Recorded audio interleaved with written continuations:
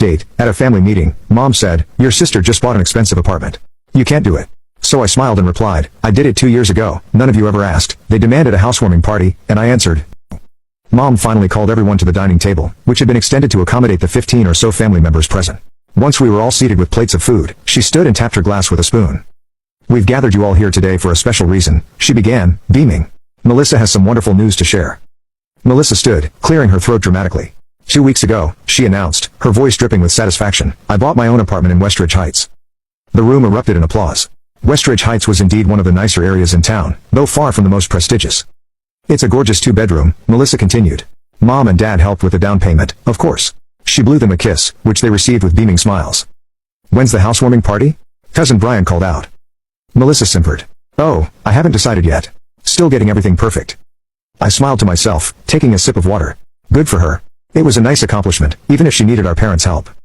Mom suddenly turned to me, her voice unusually loud. "Donna, you haven't congratulated your sister." All eyes turned to me. Melissa giggled. "She's probably just jealous. Not everyone can afford property in this market." My parents exchanged knowing smiles. Then Mom, making sure everyone could hear, said, "Well, it'll be a long time before Donna can match this achievement. Property ownership is for those with real careers." The table fell silent, everyone watching for my reaction. They expected embarrassment, perhaps tears or stammering excuses. Instead, I laughed, a genuine, spontaneous laugh. "Actually," I said, "I bought my place 2 years ago." Melissa's smile faltered.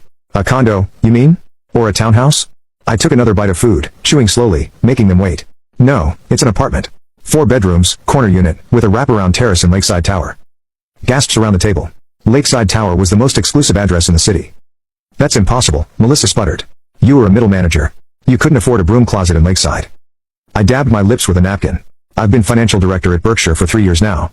My salary and bonuses are comfortable." The shock on their faces was priceless. Dad's fork clattered onto his plate. "Financial director?" he repeated. "Why didn't you tell us?"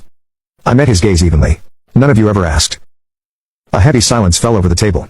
Then Mom's expression suddenly softened. "Darling, that's wonderful news. When are you having your housewarming? We'd love to see this apartment."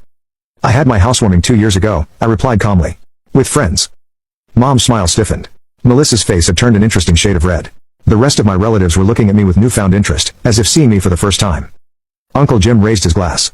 "Well, congratulations, Donna. That's quite an achievement." Others murmured agreement while my parents and Melissa sat in stunned silence. As dinner continued, I noticed how everyone suddenly wanted to talk to me, ask about my job, my life. People who had barely acknowledged me for years were now hanging on my every word. I didn't stay long after my revelation. The atmosphere had become unbearable, my relatives suddenly fawning over me, Melissa sulking in the corner, and my parents switching between shock and an unsettling eagerness to reconnect.